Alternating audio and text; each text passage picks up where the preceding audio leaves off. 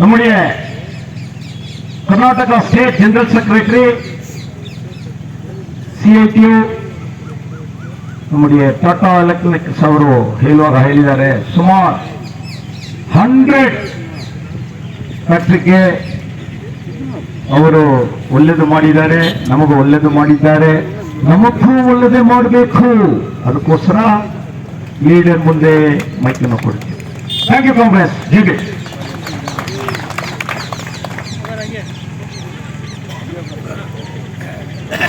அன்பான தோழர்களே, காலையிலேருந்து சஸ்பென்ஸ் வச்சுட்டே இருக்கோம். எப்போப்பா கிளைமேக்ஸ் வரும் நீங்கள் காத்துட்டு இருக்கீங்க. அது காரணம் இருக்கு. அது அவசரப்பட்டு ஒருத்தர் சொல்லிட்டார், என்னால் அதை வெயிட் பண்ணிட்டு இருக்கோம். இதுக்கிடையில் நான் வந்து பேசுறதுக்கு முன்னால் நான் என்ன பேச போறேங்கிறத நிறைய பேர் உங்களுக்கு சொல்லிட்டாங்க இல்லையா? ஆர்வத்தோடு இருக்கீங்க, என்ன சொல்ல போறாரு இவரு.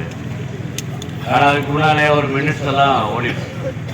நேற்று கையெழுத்து போட்டு வந்துட்டாங்களாம், முடிஞ்சு போச்சா, நாளைக்கு காலையில் நம்மளை உள்ள அனுப்பிச்சுடுவாங்களா, ஒன்றும் இல்லாமல் வெறுங்கையில் போகிறோமா, அதெல்லாம் ஆல்ரெடி உங்களுக்கு தலையில் வந்துருச்சு. அது ஏன் அவ்வளோ அவசரமாக உங்களுக்கு அனுப்பிச்சாங்கன்னு தெரியல. அது வந்த உடனே யாராவது நீங்கள் அதை படித்து பார்த்துருந்தீங்கன்னா தெரியும் அதில் என்ன இருக்குன்னு. கொஞ்சம் படிக்கிறதுக்கு முயற்சி பண்ணியிருந்தீங்கன்னா அதில் என்ன இருக்குன்னு தெரியும். நேற்று ஒரு மீட்டிங் நடந்திருக்கு, கன்சலேஷன் மீட்டிங். நேற்று ஒரு கன்சலேஷன் மீட்டிங் நடந்திருக்கு. அந்த கன்சலேஷன் மீட்டிங் முடிஞ்ச பின்னால மினிட்ஸுக்கு சைன் பண்ணியிருக்கோம். அது ஒப்பந்தம் இல்லை. முதல்ல தலையில் வச்சுக்கிட்டு உங்கள் கையில் வந்துட்டு இருக்குல்ல, அது ஒப்பந்தம் கிடையாது. ஒரு மினிட்ஸுக்கு சைன் பண்ணியிருக்கோம். அந்த மினிட்ஸில் என்ன இருக்கு நான் சொல்லிடுறேன், முடிவெடுக்க வேண்டியது நீங்கள். இந்த போராட்டம் 5ஆம் தேதி ஆரம்பிக்கும் போது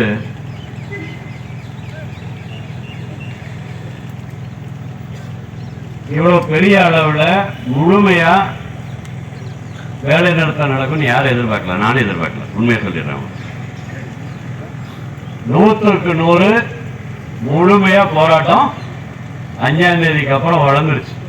100% ஹவுஸ் கீப்பிங்ல ஆரம்பிச்சு என்னென்ன டிபார்ட்மெண்ட் இருக்கோ, சப் கான்ட்ராக்ட், கான்ட்ராக்ட் எல்லாம் வெளியில வந்துட்டோம்.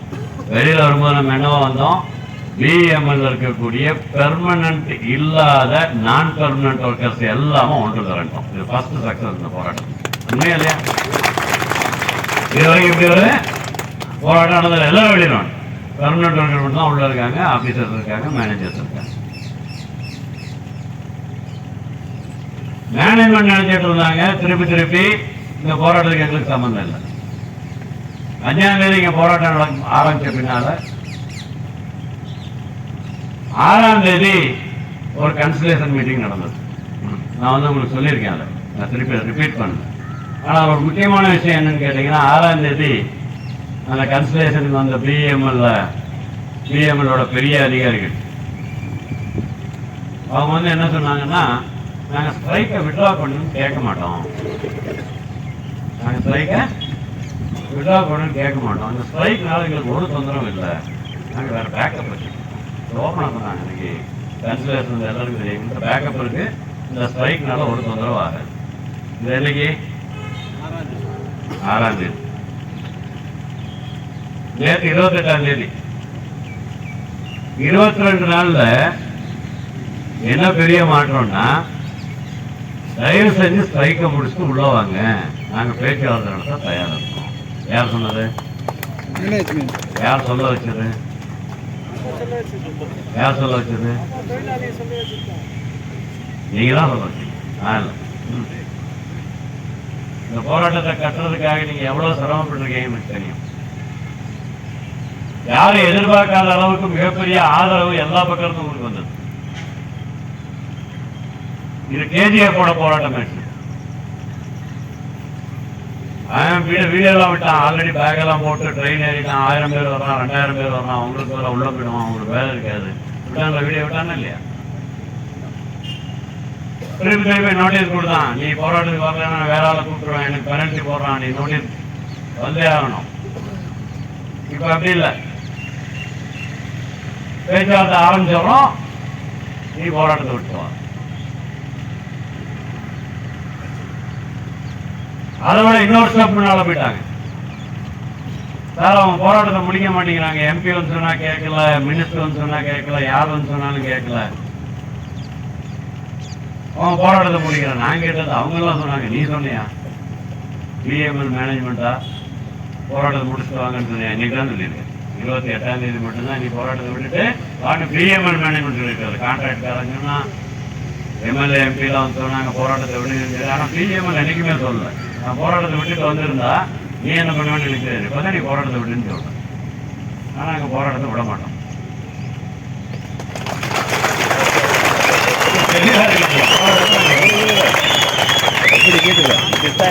அது மினிட்ஸ் நீங்க எடுத்து பார்த்தீங்கன்னா தெளிவா தெரியும். போராட்டத்தை நிறுத்துறது இல்லை. தெளிவா 3 விஷயம் சொல்லியிருக்கு. எங்கேயும் கூட யூனியனா நாங்கள் இந்த போராட்டத்தை நிறுத்திடுறோம்னு சொல்லவே இல்லை. ஒரு 3 விஷயம் சொல்லியிருந்தாரு, மேல எழுதியிருக்கோம். நம்பர் 1, 31 மார்ச் 2024 பழைய அக்ரிமெண்ட் முடிஞ்சது. 1/4/2024 இருந்து புது அக்ரிமெண்ட் அமலுக்கு வரணும். முதல் கண்டிஷன். கரெக்டா? 2வது, பேச்சுவார்த்தை நடத்துறோம்னா உடனே பேச்சுவார்த்தையை நடத்துங்க. அதுக்கு முன்னால இம்மிடியேட்டா ஒரு அட்வான்ஸ் இன்க்ரீஸ் கொடுக்கணும். இப்போதைக்கு தற்காலிகமா ஒரு ஊதிய உறவு கொடுக்கணும். இது அக்ரிமெண்ட் ஆன ஒரு பாடு அதில் கழிச்சுக்கங்க. ஒரு ஊதிய உறவு கொடுக்கணும் இம்மிடியேட்டா. 3வதா, பேச்சுவார்த்தை நடக்கும் போது எந்த தொழிலாளியும் வேலையில இருந்து எடுக்கக்கூடாது. போராட்டத்துல பங்கு பெற்றாங்க எந்த தொழிலாளியும் வேலையில இருந்து எடுக்கக்கூடாது. இவ்வளவுக்கும் நீங்க ஒத்துக்கிட்டீங்கன்னா நாங்க போராட்டத்தை வாபஸ் வாங்க மாட்டோம், தள்ளி வைப்போம். 2 வித்தியாசம். பேச்சுவார்த்தை நடக்கிறதுக்காக தள்ளி வைப்போம். இப்பயே முடிவெடுங்க. நீங்க இதெல்லாம் ஃபுல்லா எழுதாமல் இருக்கக்கூடிய விஷயம் நான் சொல்றது. எழுதிக்கிறது கிளீனாக எழுதியிருப்பாங்க. யூனியன் இந்த மாதிரி 3 விஷயத்தை சொன்னாங்க. போராட்டத்தை டெவலப் பண்ண ரெடியாக இருக்கும். ஆனால் 1/4/2024 இருந்து அக்ரிமெண்ட் அமலுக்கு வரணும். இப்போ ஒரு தற்காலிகமாக ஒரு இன்க்ரீஸ் கொடுக்கணும். இதை ஃபைனல் அக்ரிமெண்ட்டை நீங்கள் கழிச்சுக்கலாம், அட்ஜஸ்ட் பண்ணிக்கலாம். உள்ள வேலைக்கு வரணும். வந்து பழி வாங்கக்கூடாது. போராட்டத்தில் பங்கு பெற்றாங்கிற காரணத்துக்காக யாரையும் பழி வாங்கக்கூடாது, வேலையில் வந்து எடுக்கக்கூடாது. அதை பிரின்சிபல் எம்ப்ளாயர் பிஎம்எல் உறுதி பண்றோம். இந்த போராட்டத்தை தள்ளி வைக்கிறதும் கூட நிரந்தரமா தள்ளி வைக்க மாட்டோம். 1 மாசத்துக்கு தள்ளி வைப்போம். 30 நாள் மட்டும் தள்ளி வைப்போம். ஏன்? நான் அதே வேலைக்கு சொன்னேன் அவங்களுக்கு. இப்போ உதாரணத்துக்கு நான் சொல்றேன். ஒரு மாசத்துக்கு 2000 ரூபாய் 3000 ரூபாய் ஜாஸ்தி கொடுக்குறேன்னு சொல்றேன்னு வச்சுக்கோங்க. இப்போதைக்கு தற்காலிகம். ஒரு நாளைக்கு ஸ்கில் ஒர்க்கருக்கு ஒரு 1000 ரூபா, அன்ஸ்கில் ஒர்க்கருக்கு 800 ரூபா ஒரு நாள் வேலைக்கு. இப்போ ஒரு 520 ரூபா 750 ரூபா இருக்கிறத 800 ரூபா 1000 ரூபா பண்ணுறீங்கன்னு வச்சுக்கோங்க. உதாரணத்துக்கு எப்போ கொடுப்பீங்க அதை? நான் நாளைக்கு ஸ்ட்ரைக் ரெஃபர் பண்ணி உள்ள வந்து வேலை செஞ்சு 1 மாசம் கழிச்சு ஜனவரி மாசம் சம்பளம் கொடுப்பேன், டிசம்பர் சம்பளம் அதான கொடுப்பேன். 1ஆம் தேதியிலிருந்து 31ஆம் தேதி வரைக்கும் உனக்கு டைம் இருக்குல்ல. நீ கான்ட்ராக்டர் பில் எழுது பிஎம்எல். இந்த மாதிரி நான் தற்காலிக இன்க்ரீஸ் கொடுத்துருக்கேன், இதை எனக்கு ரிலீஸ் பண்ணு, பேச்சுவார்த்தையை தொடர்றோம், ஜனவரி மாசத்துல இருந்து கூட 1 மாசம் டைம் இருக்குல்ல. நீ இப்போ உடனே ஊன்னு சொல்ல வேணாம். ஆச்சு இதை கன்சிடர் பண்றோம்னு சொல்லு, நான் விட்ரா பண்றேன், உள்ள வந்துட்டு பேசுவோம். 1 மாசம் தள்ளி வச்சிடறோம். அது முன்னாடி பேச்சுவார்த்தையை முடியும். இது 3 சொன்னேன். பிஎம்எல் மேனேஜ்மெண்ட் என்ன சொன்னாங்க? அன்கண்டிஷனலா ஸ்ட்ரைக் விட்ரா பண்ணணும். எல்லா ஸ்ட்ரைக்கையும் எந்த விதமான கண்டிஷன் இல்லாம உங்க போராட்டத்தை திருப்பி வாங்கணும். கான்ட்ராக்டர் பேச்சுவார்த்தை நடத்துவாங்க.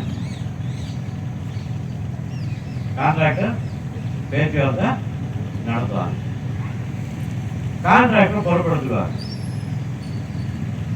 நாங்க இந்த பிரச்சனை முடியணுங்கிறதுக்காக எல்லா கான்ட்ராக்டையும் நாங்க கூப்பிட்டு வந்திருக்கோம். யாரு? பிஎம்எல் மேனேஜ்மெண்ட் கன்சிலேஷன் கூப்பிட்டு வந்திருக்கோம். நம்மளுக்கு உடனே சொன்னாங்க, எங்க பிஎம்எல் மேனேஜ்மெண்ட் எப்படின்னா, எங்க ஹெச்ஆர் மேனேஜருக்கு கார் கொடுக்கல, கான்ட்ராக்டர் கூப்பிட்டு வந்திருக்கான். யாரு? புரியுதா சொல்றது? பிஎம்எல் மேனேஜ்மெண்ட் என்ன சொல்றாங்க, நாங்க கான்ட்ராக்டரை கூட்டு வந்திருக்கோம். அவங்க உண்மையில் நடந்தது என்ன, கான்ட்ராக்டருக்காரன் பிஎம்எல் கூட்டு வந்திருக்கான். நான் கான்ட்ராக்டர் வச்சு ஆட்சி பாவோடு உங்களோட பேசுறேன்னு சொல்றாங்களே, நீ வேற முன்னாள் வரிசையில் உட்காந்துருக்க, அவங்களை பின்னால் உட்கார வச்சுட்டேன், நீ கொடுத்துரு பொறுப்படுத்து, சம்பளம் ஜாஸ்தி பண்ணு, அப்புறம் நீ மேனேஜ்மெண்டோட பேசி ஓகே சொல்லிக்க. அது எப்படி எனக்கு முடியும், அப்படியே பொறுப்படுத்துக்கிற, என்னால முடியாதுன்னு ஒதுங்க. ஒரு பொறுப்படுத்தா பொறுப்படுத்துக்க, இல்லன்னா நான் ஒரே வார்த்தை கேட்டதோடதான் நீங்க வசதியா உட்கார்ந்துருக்கீங்க. இந்த பிஎம்எல் கம்பெனிக்காக இந்த பிஎம்எல் பண்ணக்கூடிய எல்லா உற்பத்திக்கும் காரணமா இருக்கக்கூடிய தொழிலாளி 5ஆம் தேதியிலிருந்து போராட்டத்தில் உட்காந்துருக்கான். 2000 பேர் 2500 பேர் ஒவ்வொரு நாளும் மத்தியானம் 10th சாப்பிட்றாங்க. இதுதான் எங்களோட கணக்கு. அட்டண்டன்ஸே எத்தனை தட்டு சாப்பாடு காலியாகுது. உண்மையிலேயே வேற யாராவது சாப்பிட்றாங்க இல்லைங்க, திருவிழா போகிறவங்க சாப்பிட்றானா, போராட்டத்தில் இருக்கோம்னா கேஜிஎஃப்காரன் வந்து நமக்கு சாப்பாடு கொடுக்குறானே தவிர இங்கிருந்து உள்ளூர் மக்கள் யாரும் கூட, இந்த உள்ளூர் பொதுமக்களும் பெருமக்கள் வந்து உங்க சாப்பாடை சாப்பிட்டு போகலாம், அவங்க தான் கூட நமக்கு சாப்பாடு கொடுத்துட்டு இருக்காங்க. உண்மையா இல்லையா? இங்க ஏதாவது வேற யாராவது சாப்பிட்டு இருக்காங்களா? இங்க சாப்பிட்றதுதான் அட்டண்டன்ஸ். 2500 பேர் 5ஆம் தேதியிலிருந்து போராட்டத்தில் உட்கார்ந்து இருக்கும் போது ஒன்னால எப்படியா நிம்மதியா சாப்பிட முடியுது? நாங்க என்ன கேட்டோம், 6ஆம் தேதி ஒரே வார்த்தை சொல்லு, நான் பேச்சுவார்த்தை நடத்துறேன் முடிக்கிறாங்க. பேச்சுவார்த்தை ஆரம்பிச்சாலும் நாங்க ஸ்ட்ரைக் நடத்துறோம்னு சொன்னோமா இல்லையா? அன்னைக்கே சொன்னோம். 24 வரைக்கும் இப்போ வந்து உனக்கு தெரியல, இப்போ தெரியுது ப்ரொடக்ஷன் நின்று வச்சு. கான்ட்ராக்ட் லேபர் இல்லாட்டினா வேலை நடக்காது. உடனே போராட்டம் முடிக்கிறேன். இப்ப வந்து என்ன சொல்ற, அன்கண்டிஷனல், நான் பேச மாட்டேன். இதை கேட்டு கேட்டு எங்களுக்கு காது பிடிச்சு போச்சு. பழைய ரெக்கார்டு, நீ பேசுறியா, பேச்சுவார்த்தை முடிக்கிறியா, இப்ப எழுது, இல்ல எழுத மாட்டோம். டிஎல்சி எழுதி தரதில்ல. நான் மேல அட்வைஸ் பண்ணேன், கேட்கல. மேனேஜ்மெண்ட் எப்படி சொல்றாங்க, யூனியன் எப்படி சொன்னாங்க, மேனேஜ்மெண்ட் எப்படி சொல்றாங்க, கான்ட்ராக்டர் எப்படி சொல்றாங்க, நான் பேச்சுவார்த்தை நடத்த தயாரா இருக்கேன், ஸ்ட்ரைக் பண்றாங்க. என்ன டைரக்ஷன் உங்களுக்கு வந்திருக்கக்கூடிய லெட்டர்ல கிளியர் அந்த பாராகிராஃப் படிங்க, எல்லாரும் படிச்சீங்கன்னா தெரியும். The conciliation officer directs the management. Management யாரு? PML contractors. டைரக்ட் என்ன, உத்தரவு போடுறாங்க. நீங்க என்ன செய்யணும், முதல்ல ஒரு 5ஆம் தேதிக்குள்ள யூனியன் என்ன சார்ட்டர் டிமாண்ட் கொடுத்திருக்கோ அது ஒவ்வொரு டிமாண்டை பத்தியும் உங்களோட அபிப்பிராயம் என்னன்னு ரைட்டிங்ல கன்சலேஷன் ஆபீசர் முன்னால சப்மிட் பண்ணணும். 9ஆம் தேதிக்குள்ள கன்சலேஷன் ஆபீசர் முன்னால சப்மிட் பண்ணணும் அப்படின்னு டைரக்ஷன். அவங்களுக்கு யூனியனுக்கு conciliation officer advises the unions to defer the strike. போராட்டத்தை இதை ஸ்ட்ரைக்கை தள்ளி வைங்க அப்படின்னு அட்வைஸ் பண்ணியிருக்கேன். நாங்கள் உடனே சொன்னோம், தள்ளி வைக்க மாட்டோம், போராட்டம் தொடரும். ஆனா உங்களோட வார்த்தைக்கு நாங்கள் மரியாதை கொடுக்குறோம். அதனால நீங்க என்ன எழுதியிருக்கீங்களோ அதுக்கு நாங்கள் சைன் பண்றோம். நாங்கெல்லாம் சைன் பண்ணிட்டு எதிர்த்து வெளியில் வந்துட்டோம். இப்போ மேனேஜ்மெண்ட் சைன் பண்ணோம், கான்ட்ராக்டர் சைன் பண்ணோம்.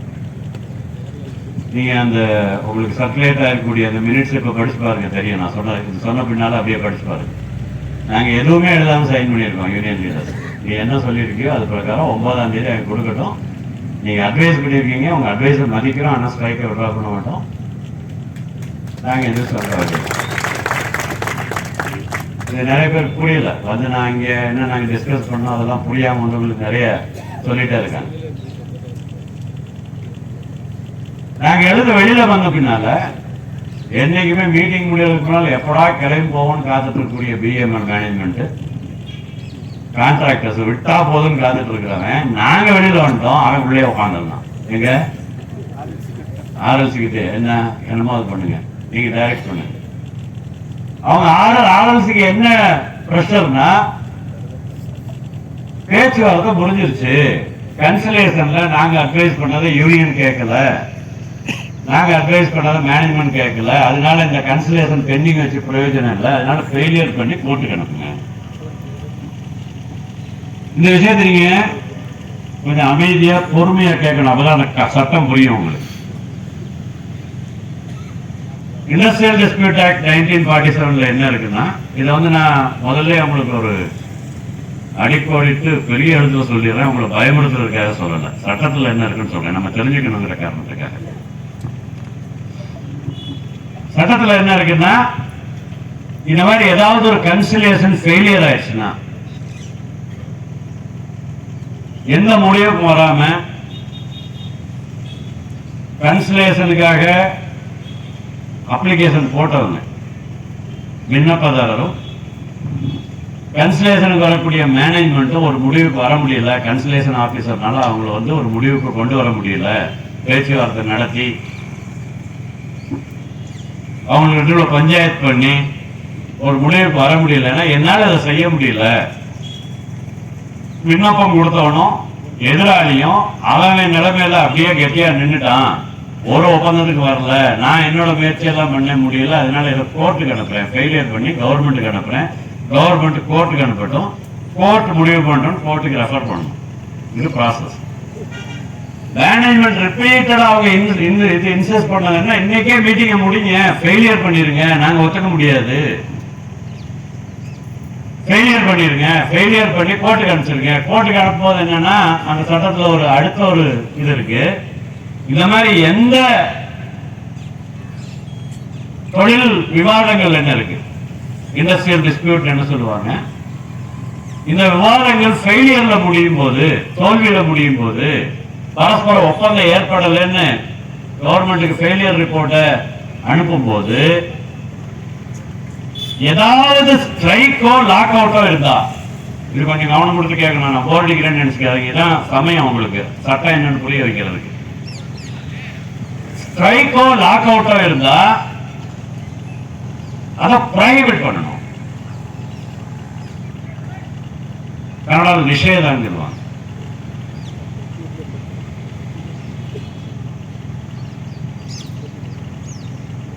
அதை தடுத்து நிறுத்தி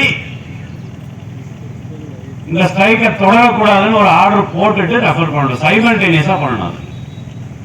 அதான் அந்த எக்ஸிடி கிளப்ஸ்ல ரீசெண்டா நடந்தது.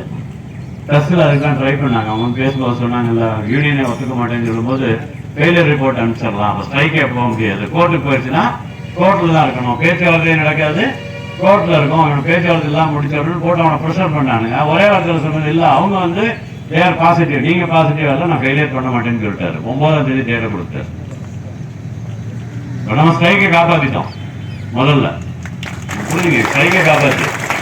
இல்லாட்டா நேற்று பிரைவேட் ஆயிருந்ததுன்னா உடனே அது வேற எதுல எக்ஸ்பிரஸா வேலை நடக்காட்டினாலும் நம்ம வயிற்றுல அடிக்கிறதுக்கு பயங்கர ஸ்பீடா வேலை நடக்கும். கவர்மெண்ட்ல வரக்கூடிய சென்ட்ரல் கவர்மெண்ட் அப்படி இருக்கு. தொழிலாளியோட வயிற்றுல அடிக்கிறதுக்கு, விவசாயியோட வயிற்றுல அடிக்கிறதுக்கு ஒரு நிமிஷத்துல வேலை நடக்கும். சாப்பாடு கொடுக்கறதுக்கு வருஷக்கணக்கான வேலை நடக்காது. தெரியல, ஒரு வருஷம் விவசாயிகள் போராட்டம் நடத்தினாலும் கூட ஒரு வருஷம் வரைக்கும் கூட்டு பேச்சுவார்த்தை நடத்தல அவங்க டெல்லியில. உடனே இன்னைக்கு ஒரு அனுப்பிச்சாருன்னா நாளை காலையில் ஆர்டர் வந்துடும், ப்ரைவேட் கோர்ட்டுக்கு போயிடுச்சு. அதை தடுத்து நிறுத்தணும், ஸ்ட்ரைக்கை காப்பாற்றணும், ஸ்ட்ரைக்கை காப்பாத்திட்டோம். எப்ப அது 9ஆம் தேதிக்கு போச்சோ போய் கெஞ்ச ஆரம்பிச்சிட்டாங்க, நிலைமை மாறிடுச்சாங்க, சீன் மாறிடுச்சு, ஃபுல் சீன் சேஞ்ச். நேற்று அங்க இருந்தவங்க அதை ரசிச்சிருப்பாங்க.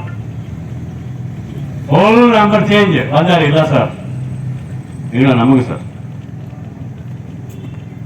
எங்களை நமக்கு சார், தயவு செஞ்சு எங்களை நமக்கு சார், நாங்க பண்றோம், உங்களுக்கு தெரியாதுதான், பேச்சுவார்த்தைக்கு வரட்டும், நாளைக்கே பேச்சுவார்த்தை ஆரம்பிக்கிறோம், ஸ்ட்ரைக்கை மட்டும் முடிச்சிருக்கோம், தயவு செஞ்சு சார். எங்க அங்க நான் பேசவே மாட்டேன், எனக்கு அதுக்கு சம்மந்தம் இல்லைன்னு சொன்னவங்க இங்க கான்ட்ராக்ட் விட்டு பேசுறாங்க. கடைசியில் அவங்களே பேசினாங்க, இல்ல நீங்க நம்புங்க, நாங்க பேச்சுவார்த்தை கூப்பிட்டோம், இன்னொரு பக்கம் உண்மையும் தெரிஞ்சுக்கிடுங்க, நாங்க கூப்பிட்டு போது இவங்க வரல, இதெல்லாம் கதை அடிச்சுட்டு இருந்தாங்க, ஏதோ சொன்னாங்கன்னு வைங்க, அந்த லீடர் போன் பண்ணாரு, இந்த லீடர் போன் பண்ணாரு. நான் ஒரே வார்த்தையில் சொன்னேன், வரையா நான் ட்ரேட் யூனியன் லீடர், நான் ஒர்க்கர் சொல்றதான் நம்புவேன், நீ சொல்றதை நம்ப மாட்டேன். எனக்கு இருக்கிற தகவல் என்ன, ஒவ்வொரு தடவையும் மீட்டிங் கூடுறோம், மீட்டிங் கூப்பிட்டு வாசல்ல காத்துக்கிட்டு இருக்க வச்சு தர்ம தரிசனம் கொடுக்குற மாதிரி வந்து வணக்கம் சொல்லிட்டு, அப்படியா கொடுங்க, நாங்க நாளைக்கு பேசி குடிக்கிறோம்னு சொல்லிட்டு போயிருக்கீங்க. 3 நிமிஷத்துக்கு மேல பேசல. சிஎம்டி வரும்போது அவ்வளவுதான், இங்க டைரக்டர் வரும்போது அவ்வளவுதானே, எம்டி வரும்போது இங்க தானே நடந்துச்சு, கொடுங்க பார்க்கலாம், வணக்கம் பேசுறோம். 9 மாசம் அப்படியே தள்ளிட்டு வந்திருக்கீங்க. அப்புறம் அங்க போனா பேச்சுவார்த்தைக்கு போனா கான்ட்ராக்டர் பிடிச்சிட்டு போனா முதல்ல நீங்களே பேசிட்டு இருந்தீங்க, இப்போ கான்ட்ராக்டை போனீங்க. கான்ட்ராக்டை போனால் என்ன சொல்கிறான், கான்ட்ராக்டர் கூப்பிட்டு அங்கே வந்தாலும் என்கிட்ட வராத நீயே பேசிக்கன்னு சொல்றீங்க. கான்ட்ராக்டர் என்ன சொல்கிறான், நான் ₹1 கொடுத்தாலும் அவன் கொடுத்தா தான் கொடுக்க முடியும், அவன் ஒத்துக்காட்டா கொடுக்க முடியும். இதான பேச்சுவார்த்தை? இதான் எங்களுக்கு சொல்லியிருக்கிறது. கடைசியில் உனக்கு எனக்கு சம்மந்தம் இல்லைன்னு சொல்லிட்டீங்க. இவ்வளோ மீறி ஏன் முன்னாலேயே கன்சல்டேஷன் டேபிளில் உட்காந்து நீ ஸ்ட்ரைக் போனால் எனக்கு ஒரு தொந்தரவு இல்லைன்னு சொன்னேன். இவ்வளோன்னு சொல்லிட்டு இப்போ நீ வந்து அந்த லீடர் கூப்பிட்டான், இந்த லீடர் கூப்பிட்டான், நான் இதெல்லாம் என்கிட்ட சொல்லாத, நான் ஒர்க்கர் சொல்லதான் நம்ப, நீ சொல்ல நம்ப முடியாது. இல்லை இல்லை, அங்கே இருக்கக்கூடிய சில இந்த கம்யூனிஸ்ட் லீடர்கள், சோப்பு குடிக்காரன், அடாமெண்டா இருக்கவன், இந்த பாபு மாதிரி ஆளு, இவங்கெல்லாம் ஏற்றி விட்டு ஸ்ட்ரைக் பண்ணிட்டு இருக்காங்க. இல்லப்பா இருக்கவன்லாம் முட்டா போயிடலாம். இப்போ நான் போய் இது ரோட்டில் நிறைய ஃபேக்ட்ரி இருக்கு, புதுசாக ஃபேக்ட்ரி இருந்துச்சு. இப்போ நீங்களே ஹோண்டா ஃபேக்ட்ரி கேட் பண்ணாலும் போயிட்டு நாளைக்கெல்லாம் ஸ்ட்ரைக் பண்ணி நான் பண்ணிடுவேன் நான் ஒருத்தர் இல்லை போட்டோம். இதே 5ஆம் தேதிக்கு முன்னால, நவம்பர் 5க்கு முன்னால், ஆகஸ்ட் மாதம் வந்து மீனாட்சிபுரம் பாபு 2 பேரும் வந்து உங்க கேட் முன்னால கொடி பிடிச்சிட்டு நாளையிலேருந்து ஸ்ட்ரைக்கு போகணும், வந்திருப்பீங்களா? உண்மை சொல்லுங்க, உண்மை சொல்லுங்க, வந்திருப்பீங்களா? வந்திருப்பீங்களா ஸ்ட்ரைக்கு? யாரோ கூப்பிட்டு வந்துட்டீங்களா நீங்க? என்ன ஒரு ஆடு போனா பின்னால ஒரு மாதிரி நம்ம ஆடா? யாரோ சொல்லி யாரோ ஸ்ட்ரைக் எல்லாம் ஏற்றி விட்டானுங்க. ஒரு விஷயம் புரிஞ்சுக்கங்க, இன்னைக்கு ஸ்ட்ரைக்கு 100க்கு 100 நடக்குதுன்னா உங்ககிட்ட வேலை செய்யற தொழிலாளி பசியோடையும் வருத்தத்தோடையும் உன் மேல நம்பிக்கை இல்லாம இருக்கான். அதான் அந்த ஸ்ட்ரைக்கு காரணம். அதை தவிர வேற யாரும் தூண்டி விட்டது?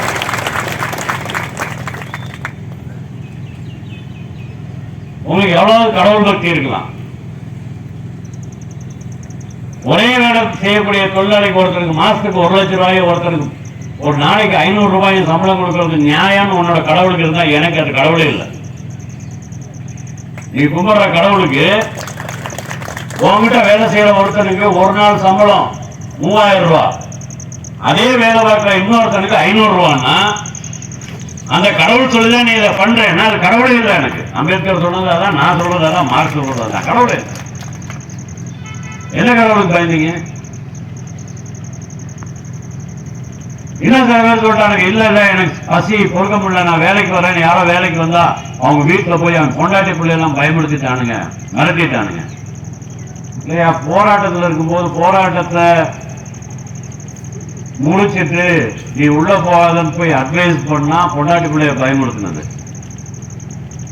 டிமாண்ட் கொடுத்து 9 மாசமா வேலை பார்த்துட்டு ஃபேக்டரிக்குள்ளேயே இருக்கும் போது பேசவே மாட்டேன்னு சொன்னது என்னது? ஒரு நாள் வேணான்னு சொல்லி நான் வேலைக்கு போறேன்னு ஒருத்தன் போனா போகாதன்னு போய் போன் பண்ணி பேசினா அவங்க வீட்டில் இருக்கவங்களுக்கு சொன்னா மிரட்டுற, ரவுடிசம் பண்றேன்னு சொல்றேன். இதே போலீஸ்காரங்க கேளுங்க ரிப்போர்ட்.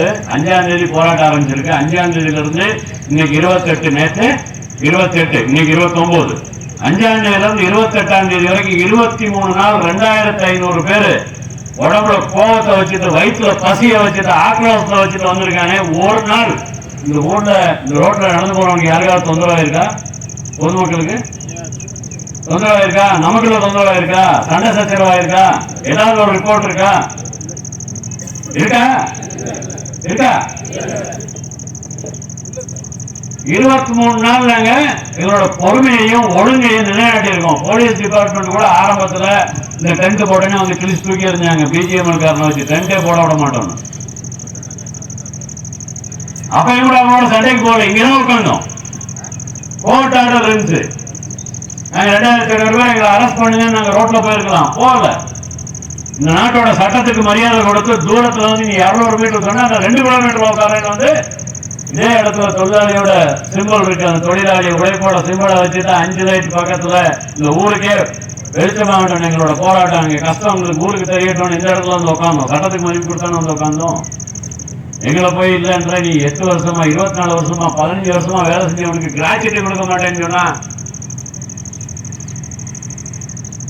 அது சட்டத்தை மதிக்காம இருந்த வேலை இல்லையா? நான் போராட்டம் பண்ணோடனே சட்டம் குறைஞ்சி வச்சா?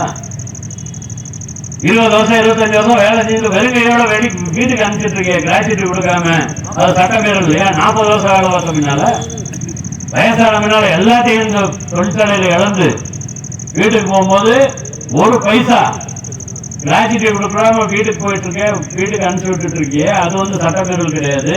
நாங்க 24 நாள் போராட்டம் பண்ணது சட்டமீறல். போராட்டத்தில் யாரோ ஒருத்தன் மிரட்டவனை கூப்பிட்டு பயமுறுத்தி நீ வேலைக்கு கூப்பிட்டா போகாதன்னு சொன்னா அது என்ன கரெக்டா? ரவுடிசமா? எரியா ரவுடிசம்? என்ன பேசுறீங்க? இதெல்லாம் பேசாதீங்க. பேச்சுவார்த்தை நடத்துறதுக்கு பிஎம்எல் தயாரா? முதல்ல சொல்லுங்க. சொன்னீங்கன்னா நான் அடுத்து பேசுறோம். இவ்வளவு ஆட்சியாளர்கள கீழே பேசிட்டு இருக்கும் போது அங்க எழுதிட்டாங்க. யாரு? மேடம் வந்தவங்க. அவங்க ரொம்ப கன்வின்ஸ் பண்ண ட்ரை பண்ணாங்க. என்ன பிரச்சனைனா அவங்களே கன்வின்ஸ் ஆகல. பேசும்போது நம்ம கன்வின்ஸ் பண்ண அவங்களே கன்வின்ஸ் ஆகல. அதான் எனக்கு தெரிஞ்சது. கொஞ்சம் அதே நான் அமைதியா கேட்டுட்டேன். அவங்க பேசுனதான் கேட்டேன். நான் கடைசியில் அவங்க எழுதினாங்க. எல்லா அஜிடேஷனையும் நிறுத்திட்டு பேச்சுவார்த்தைக்கு வந்தா கான்ட்ராக்ட் பேச்சுவார்த்தை நடத்துவாங்க. அதுக்கு பிஎம்எல் எல்லா ஏற்பாடுகளையும் செஞ்சு கொடுக்கும். பிரின்சிபல் எம்ப்ளாயர் பேச்சுவார்த்தை நடத்துறதுக்கான எல்லா உதவியும் நாங்க செய்வோம். யார் எழுதுனா? கன்சலேஷன் ஆபீசர் எழுதல, மீனாட்சி சுந்தரம் எழுதல. எழுதுனது யாரு? அவங்களே கைப்பட எழுதியிருக்காங்க. இதுல நாங்க மினிஸ்டர்ல சைன் பண்ணிட்டு வந்தா அவங்க எழுதியிருக்காங்க. இதுவரைக்கும் எனக்கு அதுக்கு சம்பந்தம் இல்லைன்னு சொல்லிட்டு இருந்தவங்க போராட்டத்தை நிறுத்திட்டு உள்ள வரைக்கும் பேச்சுவார்த்தை ஆரம்பிக்கிறோம். அந்த பேச்சுவார்த்தை நடத்துவதற்கான எல்லா ஃபெசிலிட்டியும் நாங்க பண்றோம். யார் எழுதியிருக்கிறது? PML management. இதுவரைக்கும் சம்பந்தம் இல்லைன்னு சொல்றவங்க எழுதி கையெழுத்து போடுறாங்க. இதுல அவங்க மட்டும் கையெழுத்து போடல, கூட வந்து 2 ஆபீசர் கையெழுத்து போடுறாங்க. அதுக்கப்புறம் கான்ட்ராக்ட் எழுதான் ஸ்ட்ரைக் விட்ரா பண்ண உடனே நாங்க பேச்சுவார்த்தை நடத்துறோம். அதுக்கப்புறம் இன்னொரு கான்ட்ராக்ட் எழுதுறாங்க. ஸ்ட்ரைக் விட்ரா பண்ணி நார்மல் சேர்ந்தோடனே நாங்க பேச்சுவார்த்தை நடத்துறோம். நாங்க சொன்ன இதை நீ கீழே தனியா எழுதுறதுக்கு பதிலா மேலேயே எழுதிட்டு கீழே சைன் பண்ணிருக்கலாம்ல. நீ எழுதுனிய எழுதாம கன்சலேஷன் ஆபீஸரே சொல்ல வச்சு ஒரு ஒப்பந்தம் மாதிரி போட்டு நாங்க பேச்சுவார்த்தை நடத்துறோம்.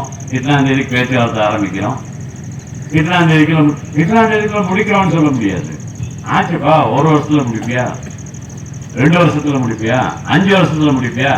பேச்சுவார்த்தை முடிப்பதற்கு 5 வருஷம் டைம் வேணும். எழுது.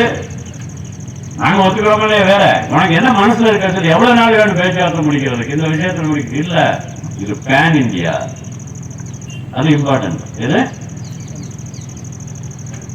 Pan India. பேன் இந்தியா என்ன? கேஜிஎஃப்ல இருக்கவங்களுக்கு மட்டும் சம்பளம் ஜாஸ்தி பண்ண முடியாது. பெங்களூர்ல இருக்கவங்களுக்கு பண்ணணும், மைசூர்ல இருக்கவங்களுக்கு பண்ணணும், பாலக்காடுல இருக்கவங்களுக்கு பண்ணணும். அதனால கேஜிஎஃப் போராட்டம் வந்து கேஜிஎஃப்ல மட்டும் நான் சம்பளம் ஜாஸ்தி பண்றேன்னு சொல்ல முடியாது. பேன் இந்தியா பண்ணணும். அதையும் எழுது. நீ என்ன சொன்னியோ அதை எழுது. ஒரு இடத்துல மட்டும் ஏற்பாடு ஜாஸ்தி பண்ண முடியாது. இந்தியாவில் இருக்க பிஎம்எல் யூனிட்ல இருக்க எல்லா கான்ட்ராக்ட் ஒர்க்கருக்கும் ஜாஸ்தி பண்ணணும். எழுது. ஜாஸ்தி பண்ணலன்னா நாங்க எங்க தப்பு அனுபவிச்சிட்டோம். ஒரு இடத்துல ஸ்ட்ரைக் பண்ணது தப்பு. எல்லா இடத்துலயும் ஸ்ட்ரைக் போறோம். நீ சொல்றது அதானே? எல்லா இடத்துலயும் ஸ்ட்ரைக் போனாதான் சம்பளம் ஜாஸ்தி பண்ணுவேன்னா இன்னைக்கு 3 யூனியன் ஸ்ட்ரைக் போகும், 1 யூனியன் ஸ்ட்ரைக் போகும். 1 யூனியன் போகாது. இன்னும் சில பேரு யூனியனே ஆகாம இருக்கான். அவன் போக மாட்டான்னு நினைச்சிட்டு இருந்தா இப்ப யூனியன் இருக்கட்டும் இல்லாம இருக்கட்டும் எல்லாரும் போராட்டத்தில் வேண்டாம்.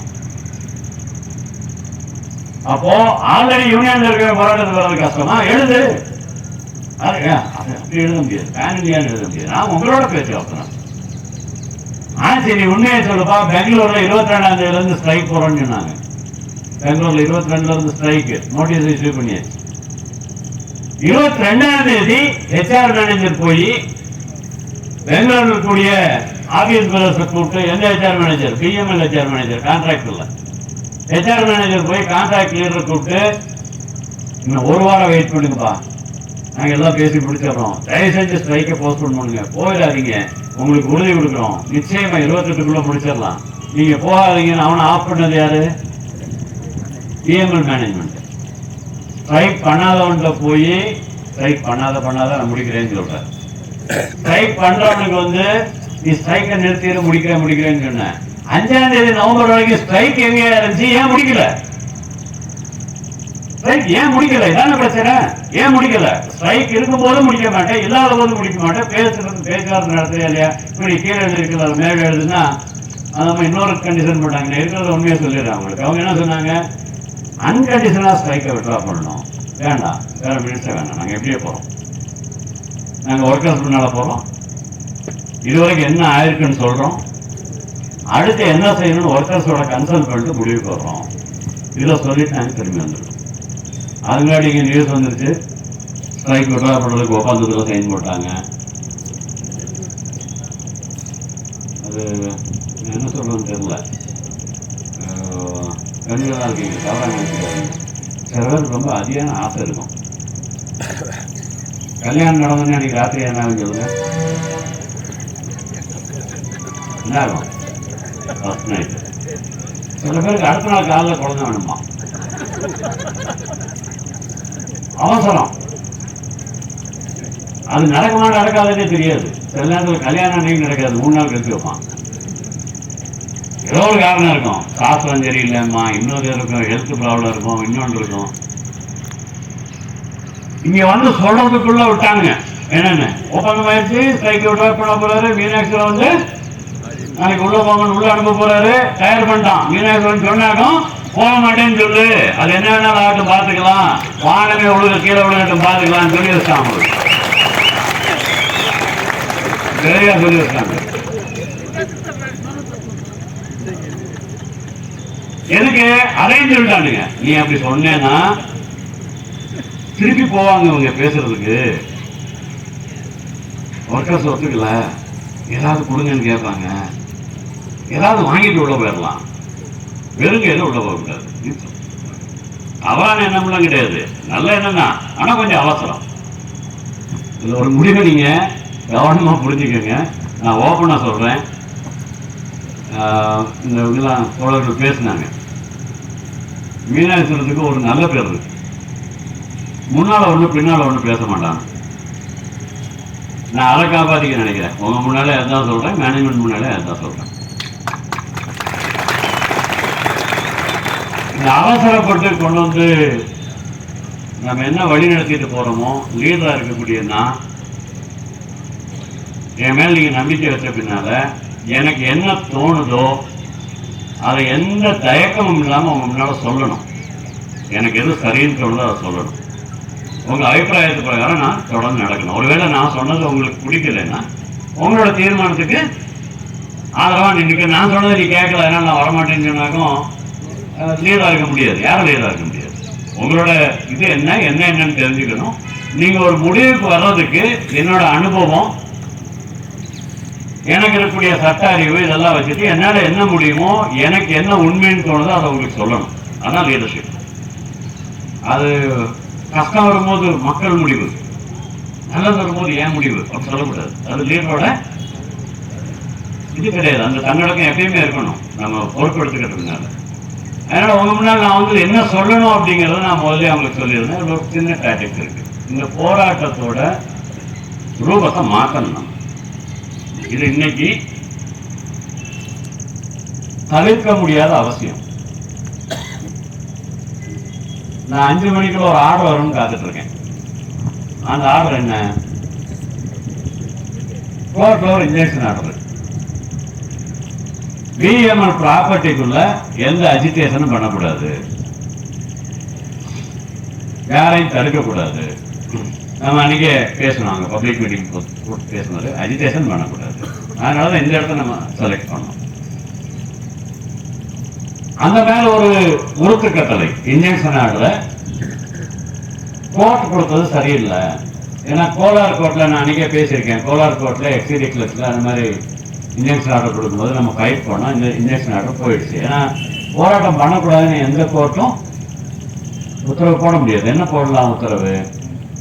அந்த இடத்துல லா அண்ட் ஆர்டர் ப்ராப்ளம் வரக்கூடாது, ஆஸ்தி பாஸ்திக்கு நஷ்டம் வரக்கூடாது, யாருக்கு தொந்தரவு வரக்கூடாது, யாரையும் தடுக்கக்கூடாது, சுமூகமாக நடக்கிற வேலைக்கு தொந்தரவு பண்ணக்கூடாது. ஆனா உங்களோட உரிமைக்கு பங்கம் வர்ற மாதிரி எந்த கோர்ட்டும் ஆர்டர் கொடுக்க முடியாது. அதாவது கோர்ட்ல பேசியிருக்கோம், அன்னைக்கு ஆர்டர் வரும். அது வந்ததுன்னா ஒருவேளை இந்த போராட்டத்தோட இடம் மாறும். போராட்டத்தோட இடம் மாறும். அது நமக்கு சாதகமா வந்ததுன்னா பாராட்டினாலும் இடம் மாறணும். ரெண்டு இருக்கு நம்ம முன்னால. வந்தாலும் இடம் மாறணும், பாராட்டினாலும் இடம் மாறணும். இங்க எப்படியே உட்கார்ந்துருக்க முடியாது. ரெண்டாவது, இந்த போராட்டத்தை நம்ம நிறுத்தல. நம்ம நிறுத்தணுமா தொடரணுமான்னு முடிவெடுக்க வேண்டியது யாரு? மேனேஜ்மெண்ட். நாளைக்கு உங்க டிமாண்ட் எல்லாம் கொடுக்குறேன்னு இல்ல இல்ல, டிமாண்ட் ஒத்துக்கிட்டாலும் என்னோட போராட்டம் தான் இம்பார்ட்டன்ட், நான் போராட்டத்துக்கு தொடர்ந்து யாராவது சொல்லுவீங்களா? அப்பா அவரை விடுங்க, அப்பாங்க போலாம், செட்டில் ஆயிடுச்சு. இல்ல என்ன வேணாலும் செட்டில் பண்ணிடு, நான் போராட்டத்தை விட மாட்டேன்னு சொல்லுவோமா? போராட்டம் மட்டும்தான் செட்டில் பண்ணணும். கரெக்டா? போராட்டம் செட்டில்மெண்ட்டுக்கு வரணும். செட்டில்மெண்ட்டுக்கு வரணும்னு என்ன ஆகணும்? பேச்சுவார்த்தை நடக்கணும். போராட்டத்தோட இடமும் மாறணும், போராட்டத்தோட குணமும் மாறணும். இதுக்கு என்ன பண்றது?